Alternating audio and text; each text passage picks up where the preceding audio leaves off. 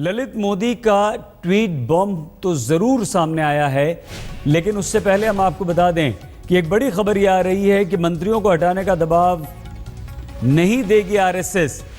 ये मोदी सरकार के मंत्रियों की बात है जिन्हें हटाने का दबाव मोदी सरकार पर है, लेकिन आरएसएस बिहार चुनाव तक कोई दबाव नहीं बनाने के पक्ष में है। विपक्ष के दबाव में भी नहीं आने की सलाह आरएसएस की तरफ से दी गई है और ये कहा गया है कि इसका बुरा असर बिहार चुनावों पर पड़ेगा।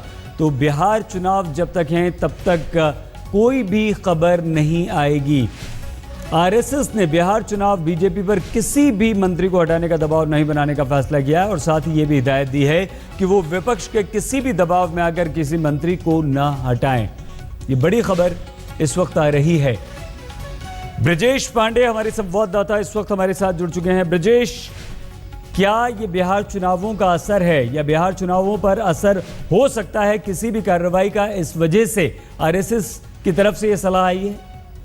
हाँ, बिल्कुल सही। आरएसएस के जो हमारे सूत्र हैं उनके मुताबिक उनका ये साफ मानना है कि अब बिहार के चुनाव का केवल 3-4 महीने दूर है और इस स्थिति में यदि किसी भी प्रकार का कोई एक्शन लिया गया वसुंधरा राजे या सुषमा स्वराज के खिलाफ तो इसका एक बहुत नेगेटिव इमेज जाएगी पार्टी की बिहार चुनाव में और विपक्ष इस पूरे मसले को राजनीतिक तौर पर एक्सप्लॉइट करने के पूरा प्रयास करेगा।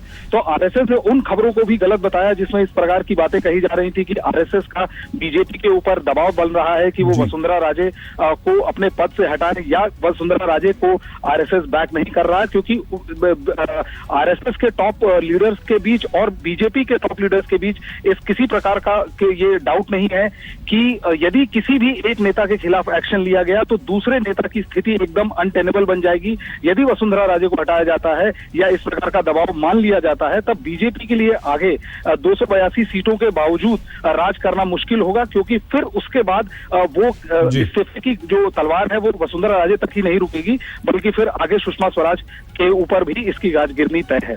सही। बहुत धन्यवाद ब्रजेश पांडे हमारे संवाददाता जानकारी दे रहे थे। आरएसएस ने कहा है कि वो सरकार पर किसी भी तरह का दबाव इन मंत्रियों को अभी हटाने पर नहीं बनाएगी, क्योंकि बिहार चुनाव में इसका नुकसान हो सकता है और साथ ही